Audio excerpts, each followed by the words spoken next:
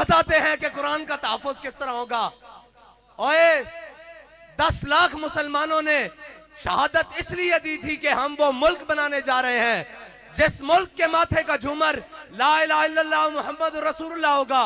हमारी पार्लियामेंट के ऊपर कलमा लिखा हुआ है, वो हमारी जुडिशरी उसके जनाब ऊपर लिखा हुआ है दिलू हुआ अक़रबु लित्तक़वा, वो हमारे जनाब पूरी एस्टेब्लिशमेंट उनकी दीवारों पर लिखा हुआ है वाइदू लहुम मस्ततातुम मिन कुव्वतिन व मिन रिबातिल खैल।